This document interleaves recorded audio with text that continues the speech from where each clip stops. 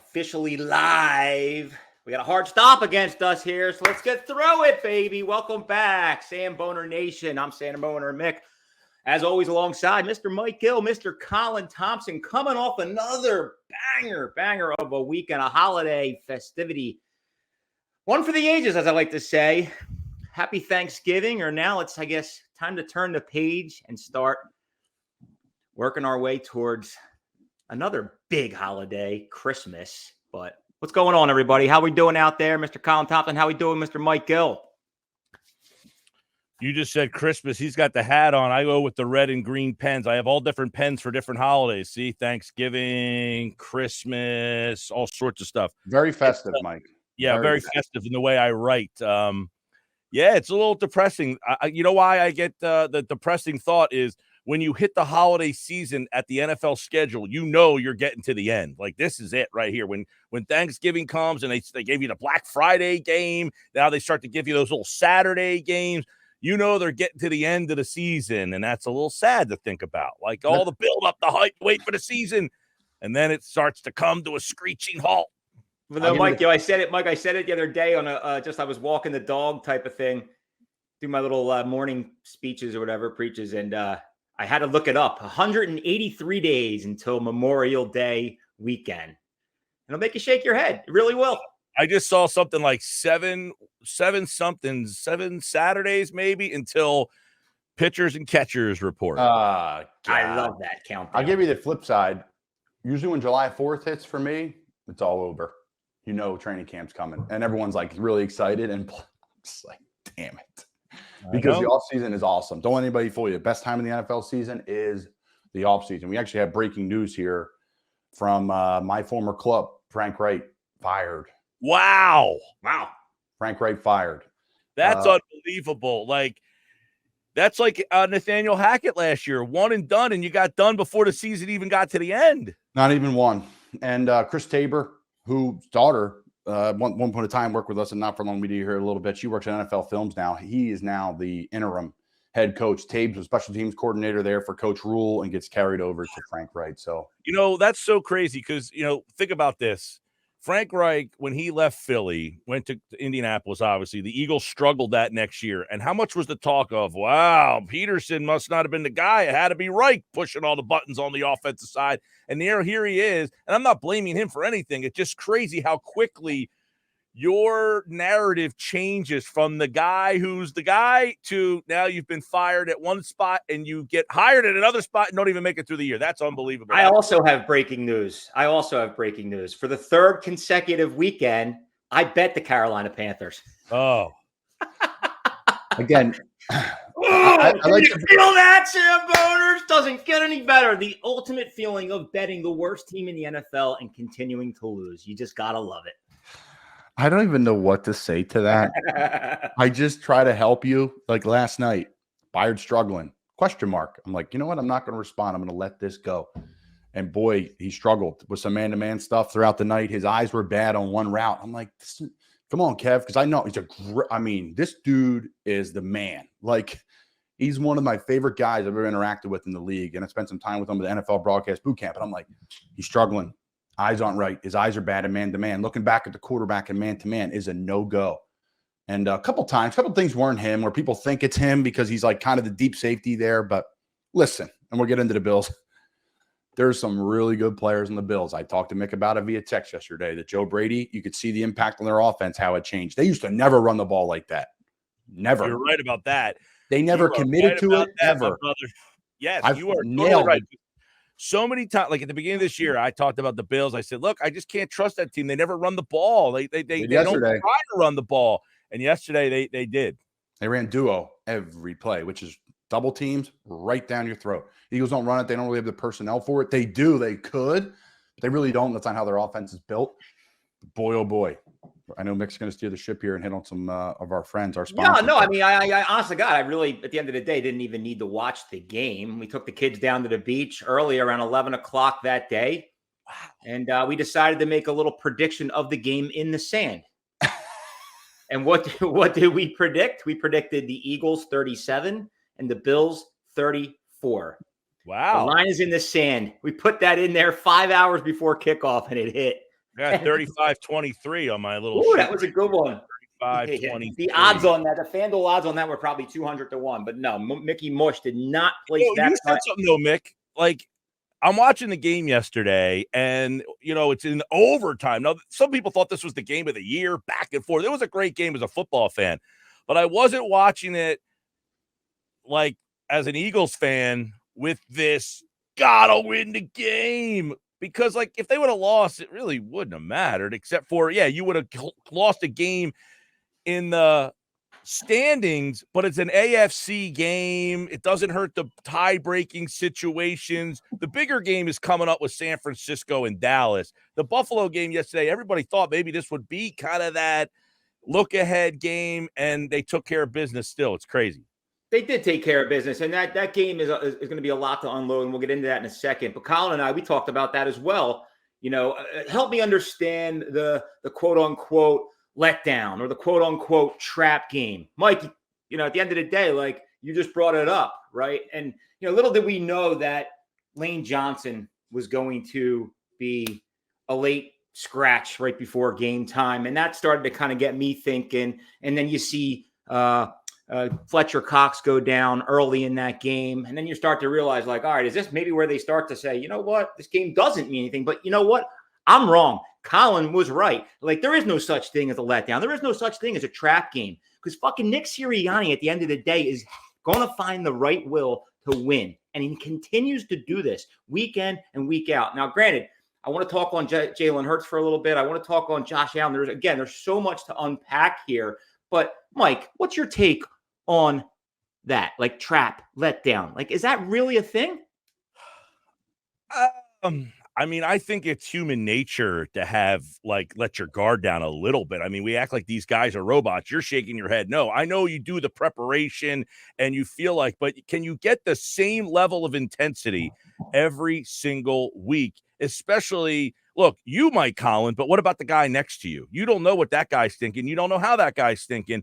And I know we all think exactly the same. No, 53 guys don't think the same way unless they're the best. And that's how you win a championship, when you do have all 53 guys thinking the same way. Because when you have a team that all 53 don't have the same focus, that's how you finish 5-12. Because the guy next to you doesn't have the same goals you do.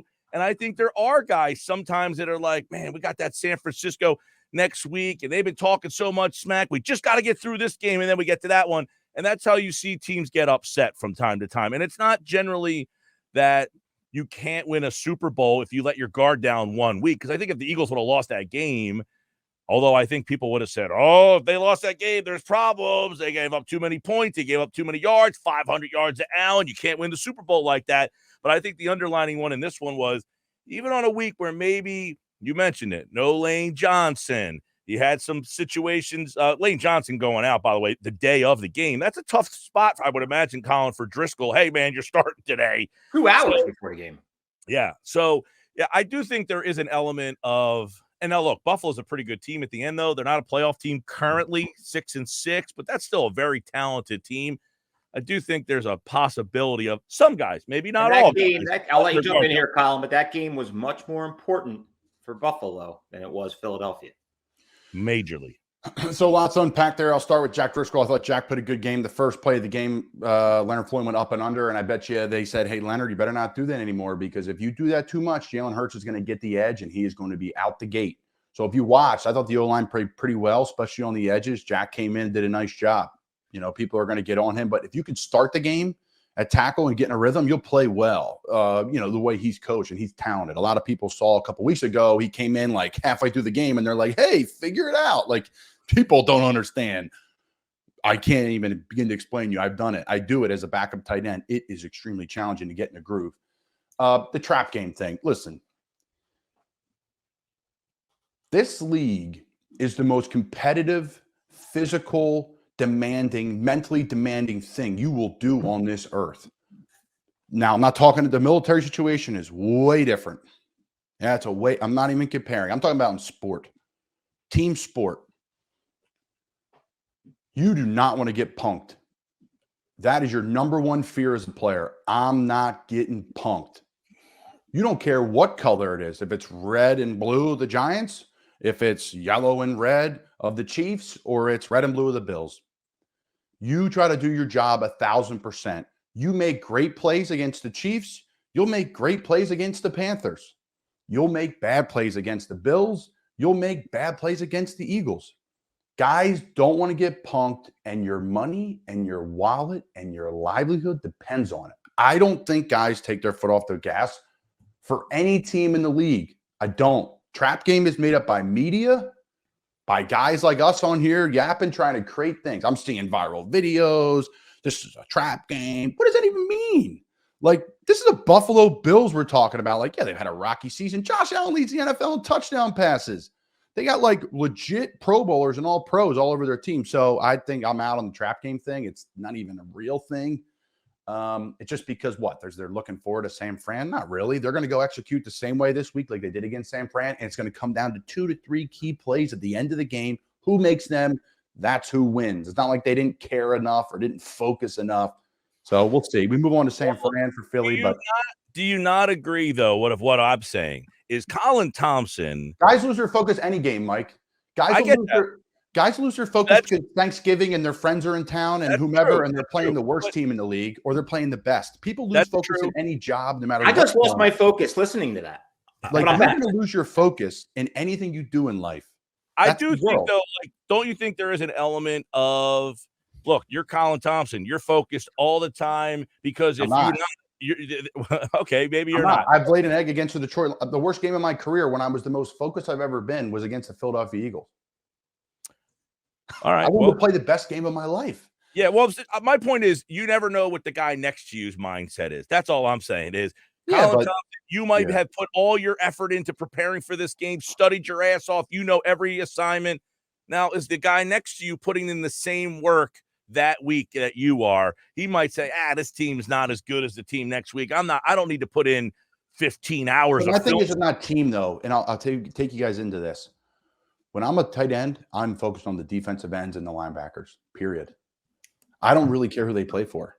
Like, because you're just like, all right, well, that's Micah Parsons and that's, Lawrence. And then, okay, we're going to go play Miami. All right, now it's Chubb and Phillips blew his Achilles. All right, he's out. Like, you're just focused on that. Like, that's it. Like, the coaches talk about team and we can't turn the ball over and penalties. But when you get into your tight end room and you're in your quarterback room, it's like, all right, who's the safety here that could ruin the game for me? That's like, so I hear what you're saying, Mike, and there's great points, but and you bring up great points. You really do. In any profession, though, people are always going to be distracted. People are distracted in radio. We're distracted in the pod. Listen, and I bring it to the smallest of small levels, right? I coach 13-year-old kids. You have some 13-year-old kids who are there because they think they're going to be major leaguers. You have other 13-year-old kids who are there because their parents want the status of their kid being on the team. And I'm not saying that that's what pro football is, but I do think that there are some guys who don't love playing. They love the check. They love getting the pay that comes with it. And they happen to be really talented. But if they could be doing something else to get that check, they probably would. I would. I feel like shit sitting at the seat.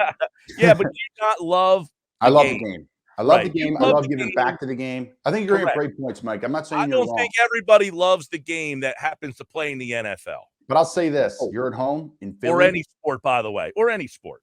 Yeah, or anybody. I agree with you. I was starting to question whether or not Jalen Hurts loves the game, right? I think he was struggling a little bit internally. His emotions are, honestly, they're a mystery to me, right? Maybe he has demons running through his head right now. He had no emotions when that field goal went through the goalpost. Zero. But at the end of the day, he took care of business. He went out there and won that game. He is an ultimate winner. An ultimate warrior for that matter. But like deep down inside, do we know that? Whether or not he actually loves the game? Because Mike, to your point, there's plenty of NFL athletes out there that don't love the game. They just go out there because they are attuned to doing it. I understand what you're saying. With Hurts, though, I almost think he loves the game too much. I can't even imagine that guy functioning in life. It just seems that this is all he cares and knows. And he's so stoic about it because it's so part of his. Hold on, let's take a quick pause. Looks like Colin's beat up a little bit here. Before we dive into the next topic, everything we do here is brought to you by Not For Long Media and our good friends at the Original Fudge Kitchen. Shipping fudge all over the country. Chocolate, vanilla, peanut butter. when you're down in the dumps like our good friend Colin Thompson is right now, do yourself a favor. Go on to fudgekitchen.com and order yourself and some fudge. stunned and just blown away by what you just said. Go to the Fudge Dude, Kitchen. the point is that there's players out there, and again, Jalen Hurts is likely not one of them. He's likely not one of them, but man alive, like, dude, are you there? Like, sometimes I'm just thinking to myself, like, are you fucking there? Show some emotions. The guy just kicked a 59-yard field goal to put your team in overtime, and you don't even show a single ounce of emotion? Are you He's pissed kidding at me? himself. He's so mad at himself for his performance on that drive. Why do my lights keep going off? Do we even know that the camera was lined up when he hit? Like, they're just showing a camera shot. Do we know when that was? Yeah, I mean, Fudge Kitchen. They talked about it a little bit this morning on WIP. There was a lot of guys that share the same sentiments that I'm explaining. A lot of guys that are sitting on the sideline. Something going on in the back of this guy's head. A lot of guys that have never sat on a sideline, put a helmet on, know that struggle. That's ridiculous. Jalen Hurts is one of the most competitive, best athletes on the planet. And I'm not saying he isn't. I'm not saying he isn't, but you can't read the guy's mind. You don't know deep down inside whether that's or not the guy you want. Do you want Donovan 100%. McNabb? 100%. You want Donovan McNabb? Everybody complains about McNabb being example, like this is the lower hanging fruit. Like Brian Scott, CBE shot out, Penn State football, Buffalo Bill.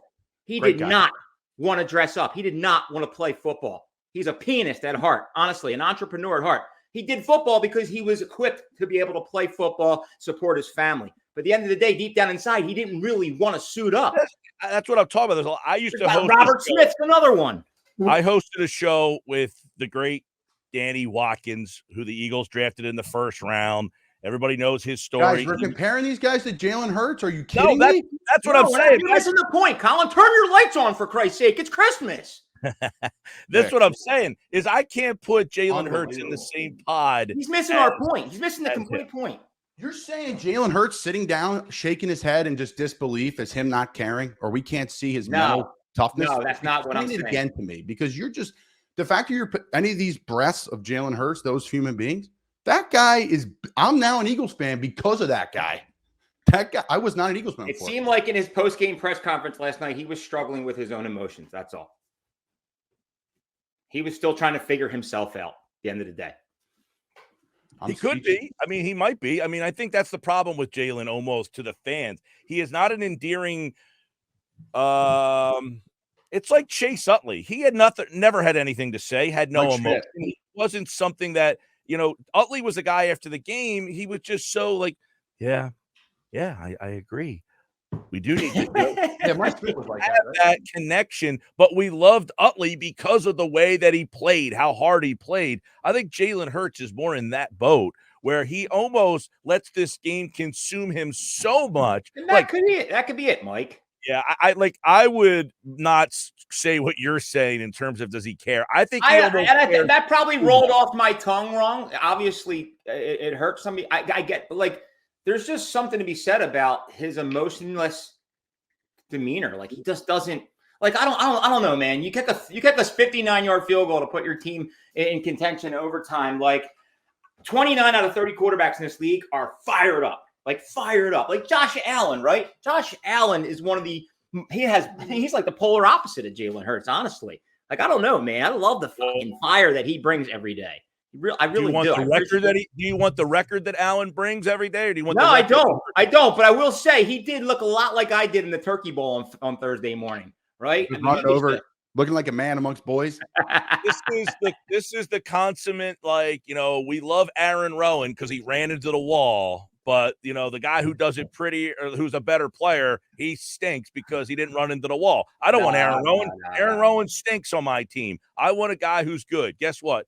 Hurts might not say what you want him to say, but I'll go to battle with that dude. Well, it's a great topic for conversation. So the stats last night: Hurts 200 yards passing, 3 touchdowns, 65 yards rushing, 2 touchdowns. Allen 339 yards passing, 81 rushing yards, 4 total touchdowns. I mean, combined 9 touchdowns.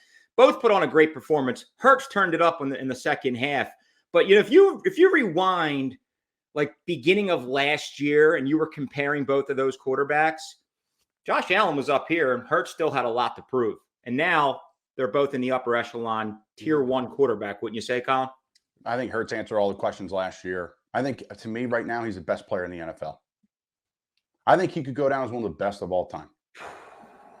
I don't really think it's even – he's already surpassed Cam Newton for rushing yards in his first 4 years and rushing touchdowns, something like that. Cam Newton, early in his career, that was his only trick. This guy's throwing for like 300, 400 yards. Now, last night was a rainy game. Listen, I'm going to answer this. It was boring there, by the way. Jalen Hurts is a build player, and Jalen Hurts is the ideal mental makeup of an NFL quarterback. People die and go see strengths to help them have what that guy has, which is ice in his veins and unemotionless. Because when you make that kick, guess what your mind goes to? What do you think it went to? The final drive, the visualization of going to win a football game. People pay people a lot of money to get that. But we need him to clap his hands and jump up and down and hug people. It's not a walk-off winner. It was a tie. How about just this, Colin? How about listen, but to say we're concerned about his mental makeup, I mean, I didn't say that. A guy, I know Mick did. And again, everyone said their opinion. That's on the record. That guy is a build-a-player. How you want him to be big, strong, and fast? Great. You want a guy to get better at his weakness every year? Great. Look at this thing come in. That's so weird. This thumbs up thing. What is this, Jack? Get this off. You want the guy to be build-a-player, big, strong, and fast. Great. Great arm and get better at everything. He couldn't throw the deep ball, right? Well, now he can. When he runs, you can't tackle him. And he has a really bad knee. I think it's worse than people think. And then we need ice in your veins to be unemotional. Done. Sign me up. Like, you don't want emotional player, especially a quarterback. You just don't. You don't. All right. Well, it seemed like he was questioning his emotions. And again, maybe that did roll off my tongue wrong. But at the same time, it's just, you watch like last week's first half, last night's first half, and it just can't get anything going. And he's not wearing it on his sleeve, wearing it on his shoulder. Like, I think if, you're down 10, I don't know. That makes him great, though. That's how you respond in the fourth quarter. Right. And you're right. He's laser focused going into that overtime. Yeah. It's just different. That's all. I haven't witnessed anything like that in a great look, you bring up a good point. Don't get me wrong. Like, why didn't he get excited? I'll answer for you. He's pissed at his performance leading up to that. He take extreme ownership. That's a real leader. And then also he's focused on the next drive. Pissed at his performance. He just went off. He just threw 3 touchdowns. I know, but probably early on, right? He was probably upset with some things and did some things the way he wanted or whatever. That was a thriller, really. At the end of the day, that game was a thriller between 2 great football teams. And I think, we continue to talk about parity in the NFL, and there's tons of it. Yep. But there's still teams that continue to just stand out. Like last night was an unbelievable game. Next week, we are in for, I think, what could very well likely be the NFC Championship. That said, riddle me this, the number 1 team in the NFL power rankings is hosting the San Francisco 49ers, and the 49ers are favorites by 1.5. That on the road, by the way, they're favored on the road. On the road in Philadelphia, which might likely be the toughest place to play in the NFL. Look, before we dive into that, quick shout out to our good friends at Pete's Famous Pizza and Mustaki Authentic Gyros. Again, Pete and Gus continue to just absolutely crush it here in the Philadelphia market, slinging all kinds of good Italian cuisines, cheesesteaks, chicken cheesesteaks, pizza, the Mustaki gyros, I should say. If you have not been to Mustaki, location right there in Logan Square, another location in Fishtown, Center City. Again, just a good kind of breaking the moment from the cheesesteak. So it's a lighter version of a cheesesteak. Now, it not really is, but just when I'm eating a sandwich on a pita bread, I feel healthy, right? So, and after the last 5 or 6 days of pure debauchery, drinking, eating, I can't wait to go. I can't wait to go. I'm stopping on my way up. Be up for Christmas. I'm like hitting all our spots that we talk about here on the show. I can't wait. I love that. It's my favorite kind of food. So yeah, jacked. But the line though. But talk to me. So we've unloaded on this game, and we're off the rails. Obviously, I didn't mean to break anybody's heart here. I'd wear Jalen Hurts jersey every day of the week. Oh, own it. I like it. I think Mick, you have a unique perspective. That's a beauty part of America and the show. And you've been watching a lot of football. No, it's just when we sit there, like sometimes I just want to shake the fucking guy. Like, come on, buddy. I love him. That's how you want him. Putting the score of the game in the sand. He knows he knows what's best for him. That's the scariest version of a player. Bryce Harper knows what's good for him, right? Bryce does his whole deal. But like Mike Trout, pretty monotone guy, right? If you watch Mike play, like he's just like boop, boop, boop, boop. Bryce is like JT Real Muto. He's like this. Listen, there's so many. I love a guy that scares me more than an emotional guy. The guy that's quiet in the corner, that's an assassin. Yeah. Well, that scares the hell out of me. I agree, but like for instance, Andy Reid on the sideline and after games in press conferences gives you nothing. All right, injuries. Well, that's not real life. I know that, but my point is this: to the fans, that's who Andy is. Mm-hmm. But we hear all the time behind closed doors, he's the jokester. He's a funny guy. We see and in he's these tough now. He's tough. But what is Jalen Hurts like behind closed doors? We do get a little glimpse in those like after locker room things. But I wonder if Jalen is just like that stoic guy in his real life and every part of his life. And that does concern me a little bit, that this game consumes him so much that he can never let his guard down. I don't know. I mean, you never see his personality ever come out. Yeah, it's good. Yeah. That's that's scary as a player. Right. And that's why I don't think that he's a guy that doesn't love the game. I almost feel that the game is all he knows. You don't know what his personal life's like. That's my whole thing. No, I'm saying that's just my opinion. Like, son of a coach, his whole life has been this game. His father coaching him. That's what it takes, though. That's what it takes to be great. I've been around these great guys. You want to be great? If you're not just gifted, like Jalen Hurts, freakishly gifted and then works freakishly hard. Christian McCaffrey, same thing. I don't know there's many more players in the league. Like even Aaron Donald, he's not freakishly gifted.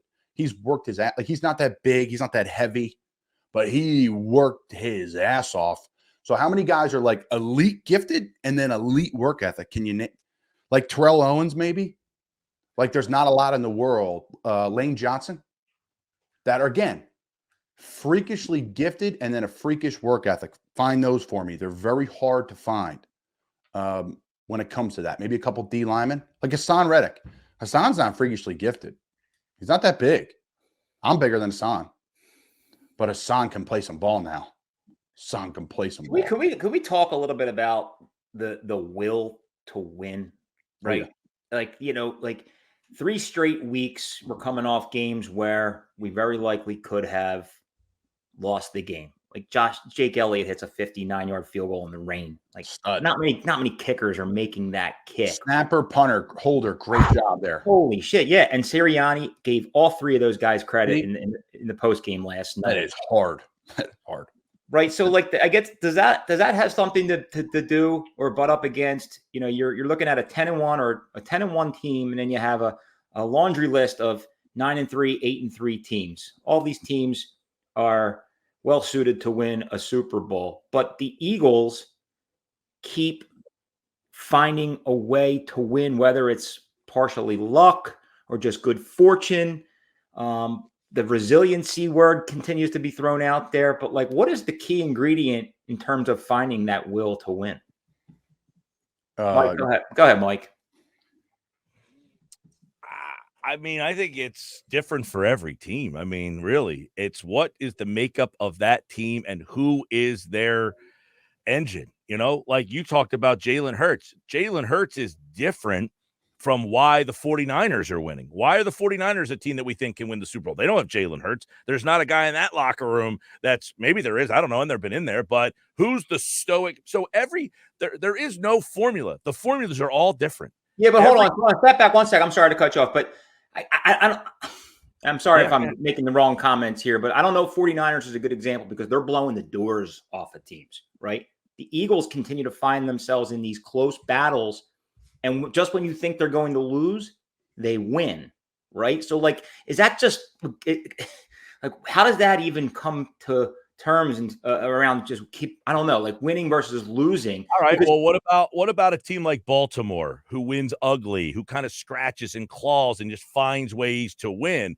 I don't know what Lamar Jackson's like. I mean, is he the guy that basically everybody looks to and turns to, and he gets everybody rocking and rolling? Is there somebody else there? Is it their coach? I think the answer that I'm giving you, Mick, is I don't think there is a formula. It is every formula is different. Every potion is every 53 is unique to itself.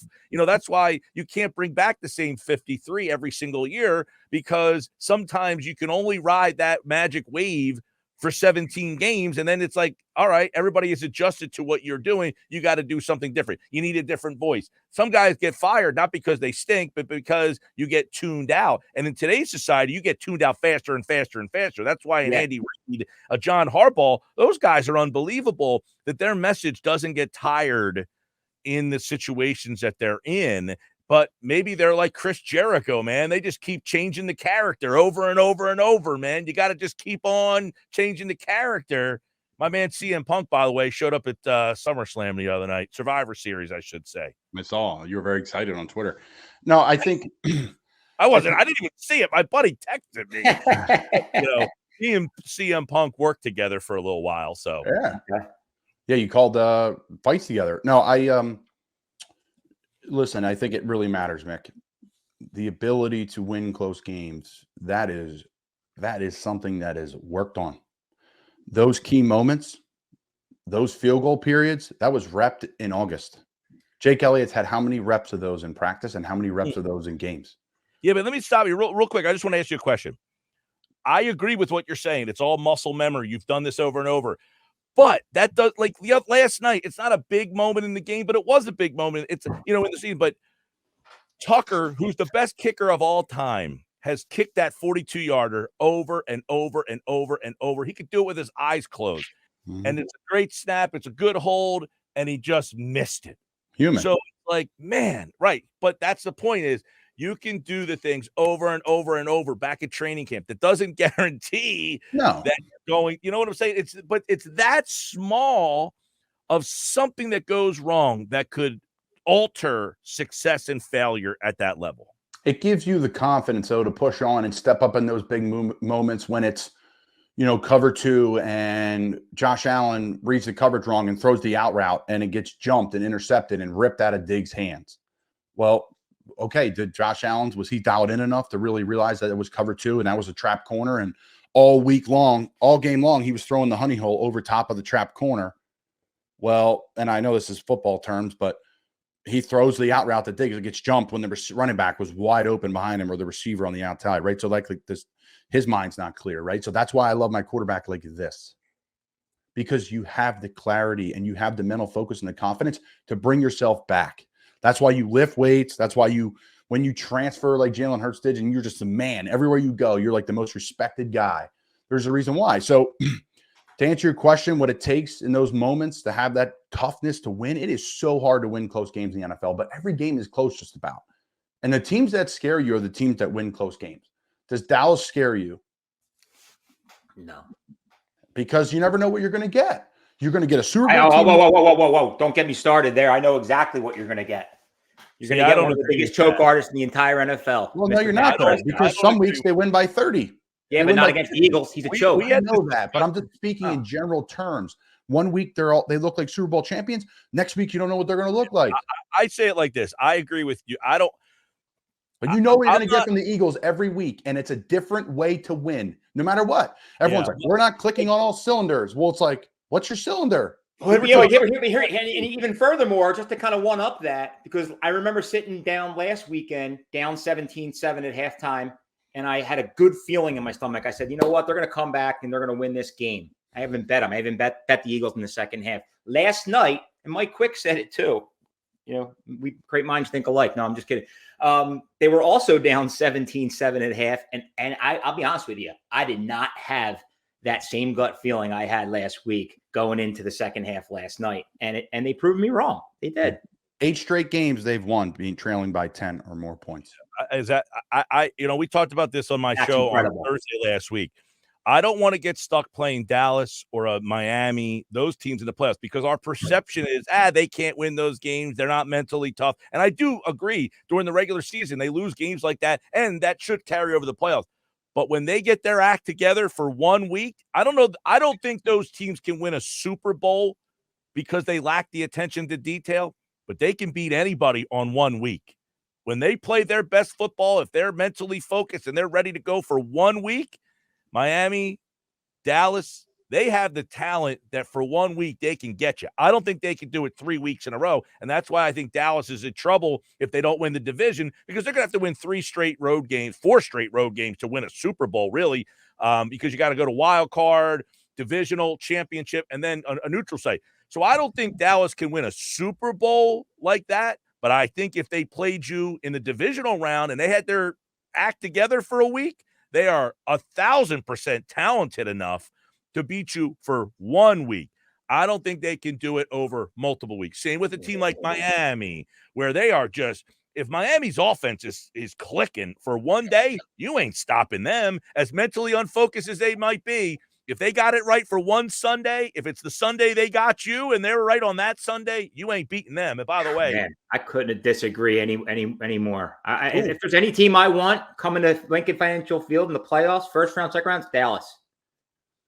Yeah, I mean, I'm on the same page with that. I'm just saying that you never know week to week what you're going to get. You know what team scares me the most is well, they're like the sleeper out of the 8-3 categories, the Jacksonville Jaguars. Trevor Lawrence, his win record, I don't even know it offhand, but I know on the road Jacksonville is 5-0, and they just continue to beat tough teams and win on the road against a really strong Houston team.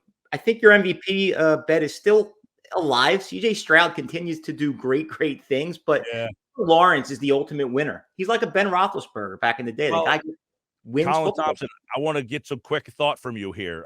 Josina Anderson reporting the Eagles have increased interest in Shaq Leonard because of the injury yesterday to Zach Cunningham. You've probably played against Shaq Leonard. Do you think he has he's had a lot of injury issues. He hasn't been picked up yet. I know Dallas brought him in. So what's the fit there? What do you think? I played against both those guys. Zach Cunningham and I got in a little fight when I played him in Houston on Thursday Night Football 2021. We jawed, and I almost got, that was the year when they were forcing the kind of the shit talking rule, if you will. And like the guy was ready to throw a flag on me. I'm like, this is the softest league in the world, and walked away. But so I like Zach's game. I think he's been a good player for the Eagles. I think he's a vet, a good piece. We'll see how long he's out for. I don't know. But Shaq, a hamstring injury. Okay, so it'll be a couple weeks. So to Shaq Leonard, listen, healthy, this guy's like generational linebacker. Really? Like that good? He's like an Urlacher run and hit guy. Huge, 6'5".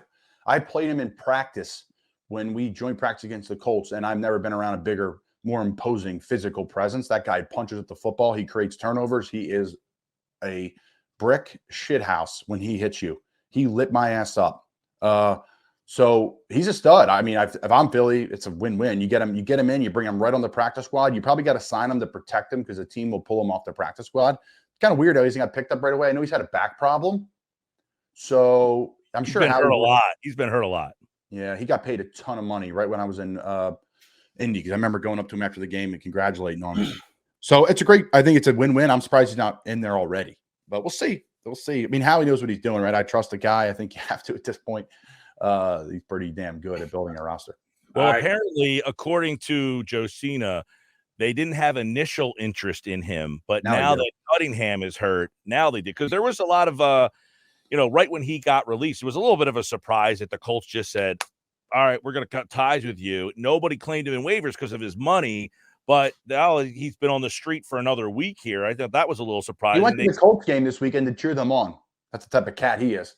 Yeah, and there was a lot of video of him after he got released, handing out turkeys still and keeping a lot of his Colt commitments that, so you could see he's probably a very good character guy. But look, Nakobe Dean's down. Now Cunningham. You had Christian Ellis out there balling yesterday for the Birds.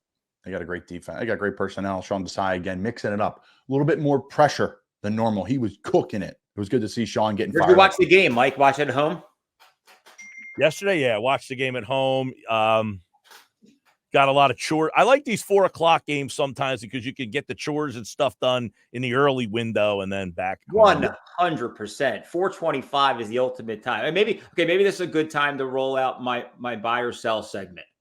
All right, buy or sell segment. Buy or sell segment brought to you by Verona Pizza in Maple Glen, Pennsylvania. I'm buying Verona, Mick. Everybody's buying Verona because they're doing it right. They're doing it right with the quality cheesesteak, the quality chicken cheesesteak. Pizza's absolutely fire. Vince and Mo holding it down right there in Maple Glen, Pennsylvania, right across the street from the Maple Glen Tavern. Great little watering hole if you want to throw a couple back and then wash it down with a cheesesteak. Continue to crush it, Mo. You guys are absolutely doing all good things right here in Montgomery County. Montgomery County, bye. Oh, dude, I had Cafe Carmela yesterday. That was unbelievable. That's either here or there. All right, buy or sell. Buy or sell. And we talked about this on text. Talk to me about the big college football game kicking off at 12 o'clock. We saw it twice where it was Penn State, Ohio State at noon, Penn State, Michigan at noon. Not to say that they're the top two games, but yesterday or Saturday was the ultimate college football game. Two top four teams, both 11-0, all types of drama surrounding it. And you throw it on at 12 o'clock. Like, help me understand that. Buy or sell. Well, the Michigan Ohio State game has been on at noon forever. I mean, that's always a noon game. Out on traditions. Out on that. That's ridiculous. Like tradition, they play at noon. That's not new that they play. I'm just saying it's not new that they play that game at noon. That game has always been at noon. Big Ten noon. Here we are. USC's in the Big Ten now. So is UCLA. So traditions are gone. Time to move on. I am selling. I mean, listen, you get up in the morning, you want to have a cup of coffee, I watch a little Premier League on the Saturday mornings. I'll watch a little College Game Day. And then I'm off, man, doing some stuff for the media company, doing stuff out back behind the house, running errands. And then like, hey, sweetie, I can't, we can't go to lunch. Like what? Like I got to watch this game from noon till 4 because the commercials were 10 hours long. Like what? I'm sold on it, Mick. I think it's a joke. The week before Penn State, Michigan was massive. That's a joke. I mean, 1 o'clock even would be helpful. Is Michigan in Central Time? Yes. That's an 11 a.m. start. Pretty sure 11 a.m. for those people at home. That's brutal in Michigan. Like, imagine getting up as a player, as a fan. You have to get up at 3 a.m. to get there. I'm sold, Mick.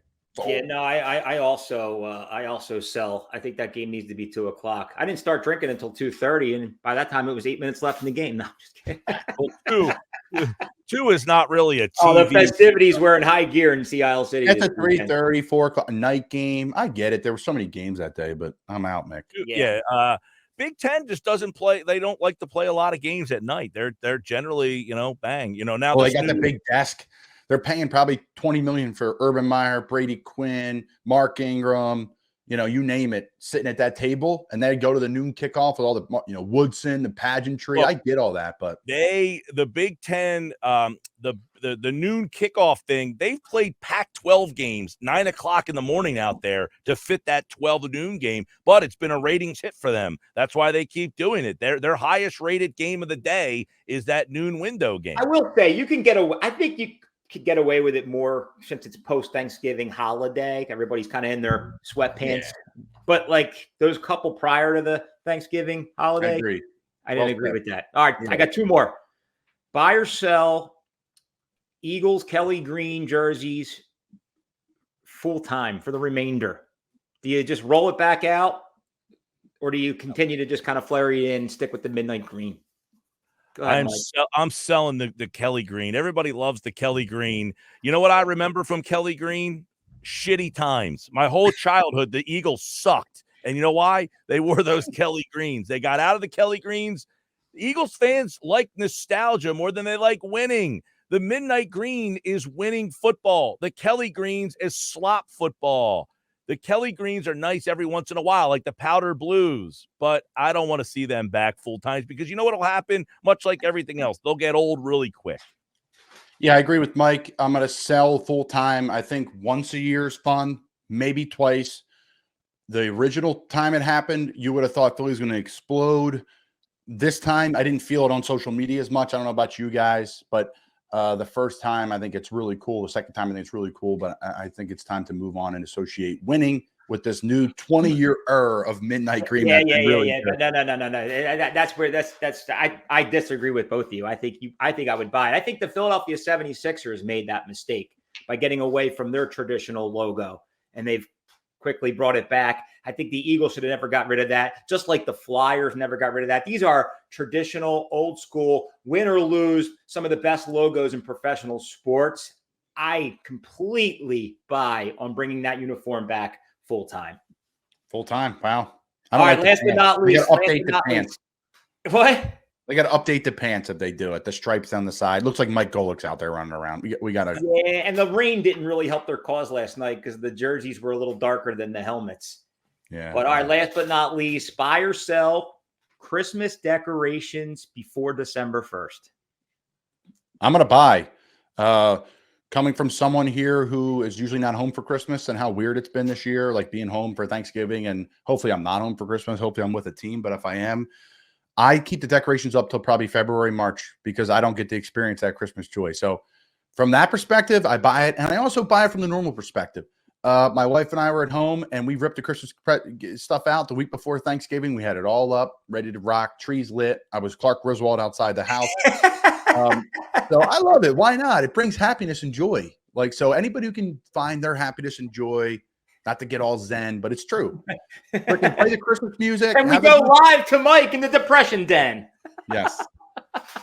Absolutely not. I don't mind it. I like the Christmas music that you're getting. I mean, let me have a chance to just let the Thanksgiving holiday breathe a little bit, like this Thanksgiving holiday, you're supposed to be thankful. The next thing you know, you're jamming in my throat to start spending money and buying presents to ungrateful, come on, let me get a weekend. Let me just get the weekend. Mike, perfect analogy. And you're a big beer guy, right? Like when the whole pumpkin phenomenon started to hit, those beers would come out in October. Now they come out in June. So how about the other one, the big Christmas, the Mad Elf, right? Remember when the Mad Elf came out? It was like Christmas time, December launch. Now you can find the Mad Elf on shelves come like August, late August. It's like, Jesus Christ, dude, by the time Christmas comes, this beer is going to be expired. So I completely sell on the fact that it just starts to come too quick. Like come December 20th, like, holy shit, man, these lights have been up for a long time. We're still celebrating Christmas. Damn Friday, right we are.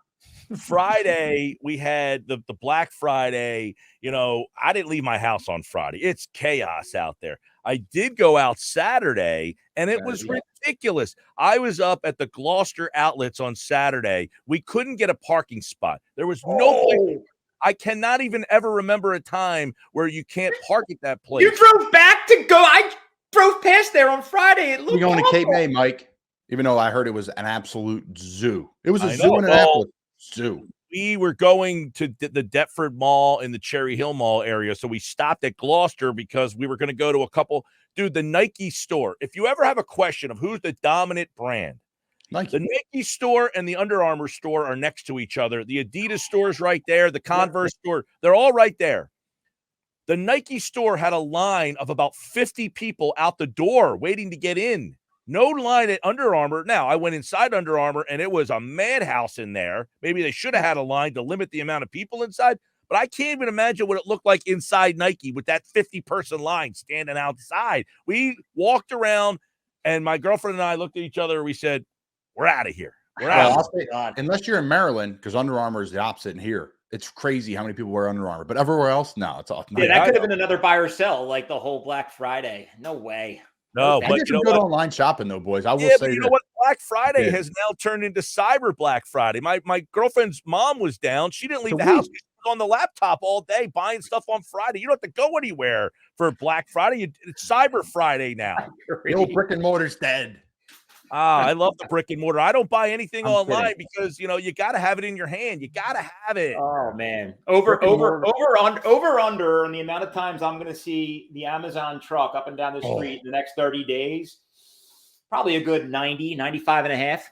Mick, I'm going to go over. These poor people, man. Now I know they're doing pretty well now, but think about how their life changed in the last 10 years. They went from a couple packages. Remember when you get a package at the house? It was like a big deal because you didn't have one for like a month, right? Now, Amazon's at our house every day for something. And it's not even like important. It's like $10 for a cord for my mic, maybe some new batteries for my freaking lights that went halfway through. But like at the end of the day, man, God bless USPS. They delivered to my house at 9:15, I think, Saturday night. Yeah, I opened up my door last night. We ordered a pizza last night at halftime of the Eagles game.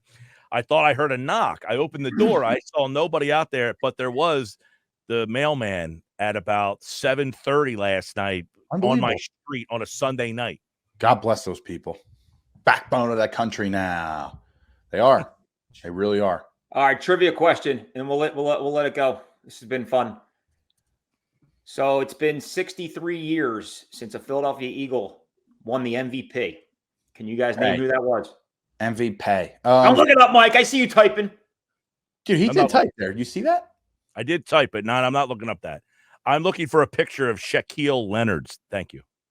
The last Philadelphia Eagle to win the MVP 63 years ago. I mean, Jack's raising his hand in the back. Come on, Jack. McDonald.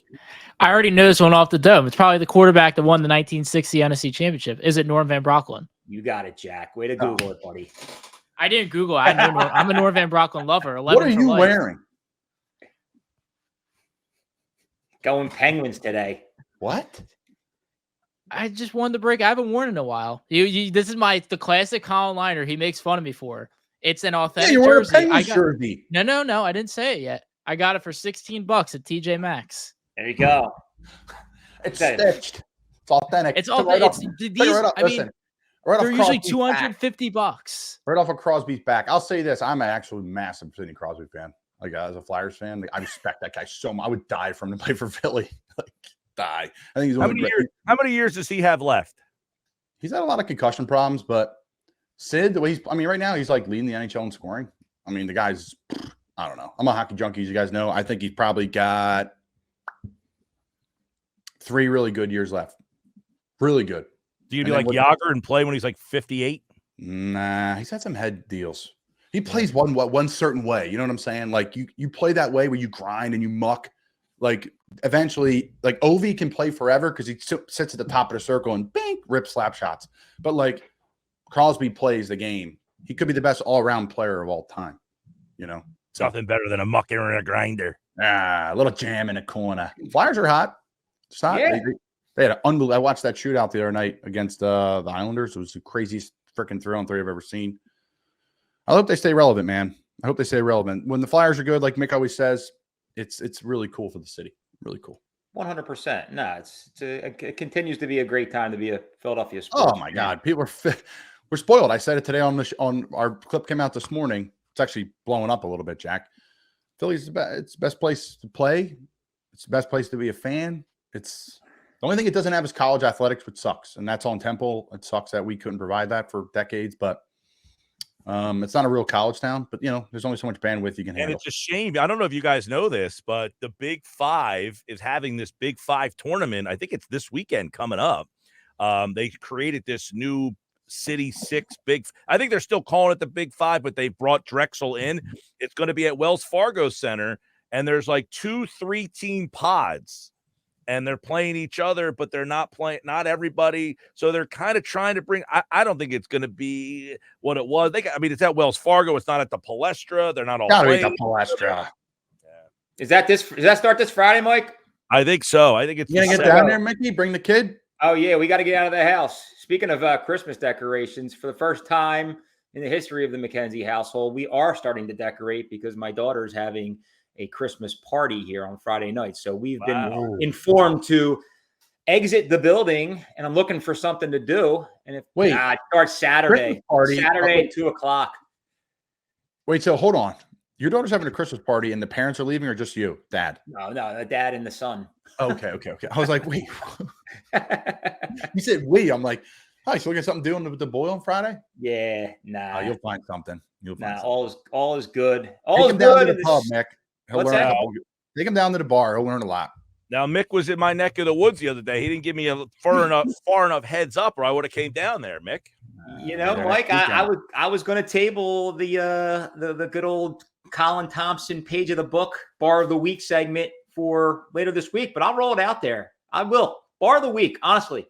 Charlie's in Summers Point is not only the bar of the week, it's clearly probably a top 5 bar of all time. I mean, the place, we went in there at 3:00 in the afternoon, little pit stop on the way down to Sea Isle, craving some good wings. We go in there and the place is absolutely buzzing. You got the Friday, Black Friday game between the Dolphins and the Jets. That's on. The tunes were pumping, some good classic old, just classic vinyl type of tunes, little little fish action in there sprinkled in. But dude, at the end of the day, like the camaraderie, that oval shaped bar, the TV setup, the cold beers flowing, and the wings. Like Mike, not only are they likely the best wings in South Jersey, they may be the best wings in the entire country. Honestly, You have the reputation. You know, I went to high school with the Thomas family. I know them all very well. We've done shows there.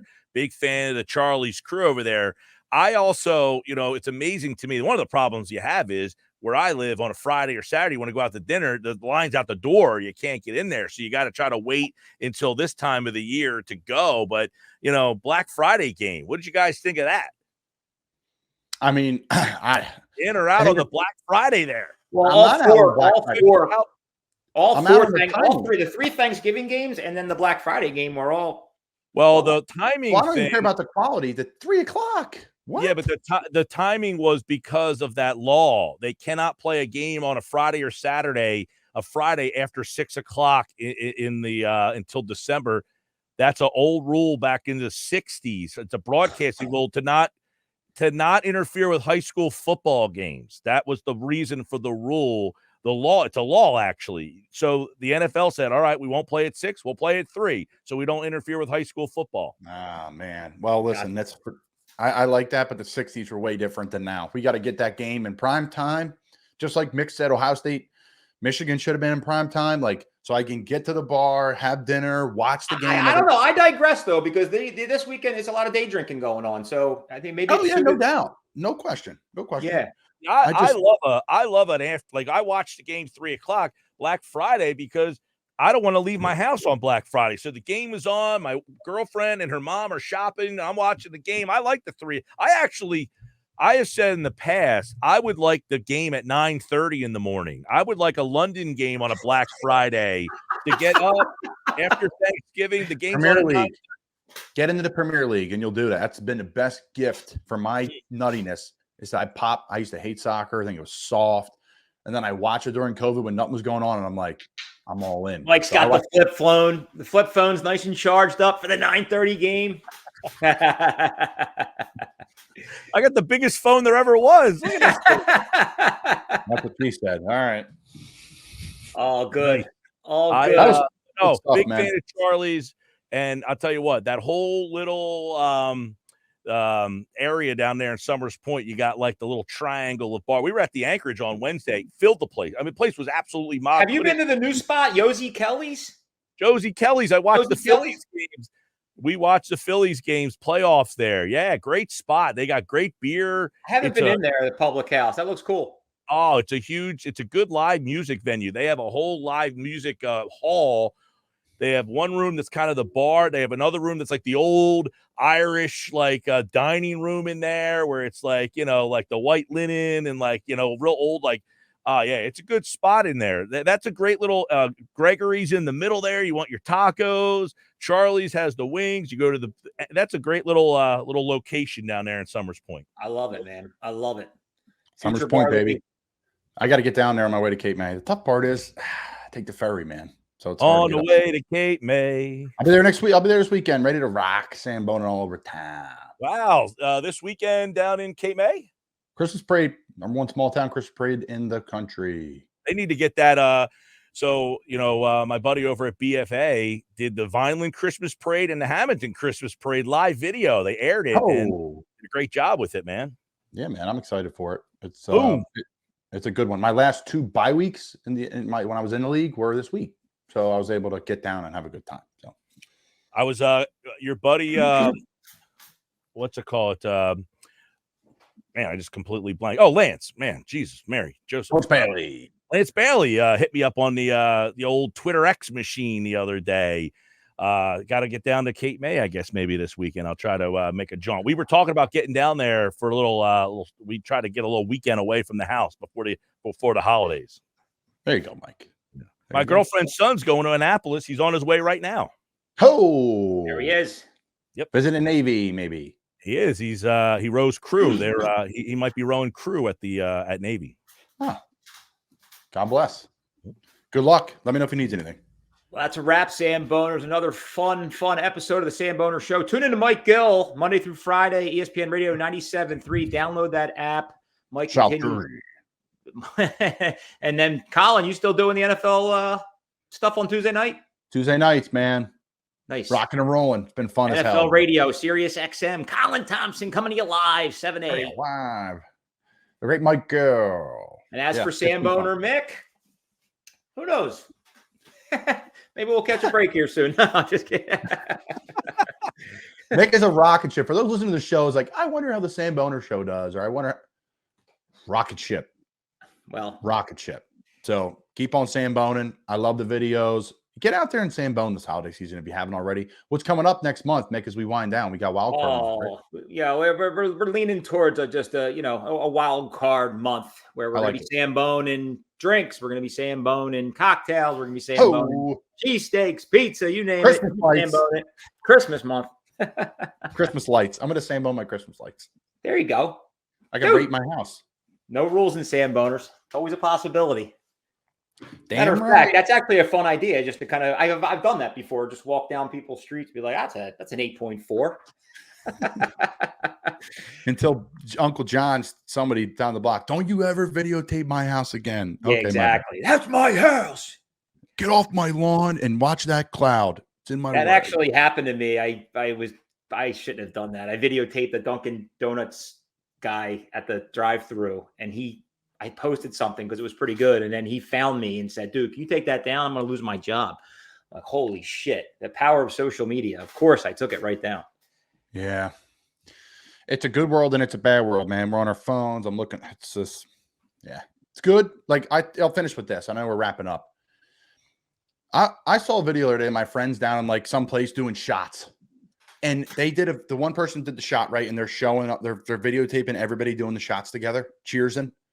Everybody was videotaping the shots, and in the group of 6, like no one, like they all miss each other. Cheer. I'm like, wait, hold on. And I get it. We're on here talking. We're going to tape this. We're going to put it on social media and hope you all view it. And we can leverage that for advertising. I get all that. You guys get all that too. You're smart listeners. Put your phone down in those certain moments and enjoy them, because you never know when they come to an end. So that's my last bit of juice for the show. Yep. Samboner out. Samboner out. Thanks, guys. Sambone, and baby, it's on. Dropping 45 minutes just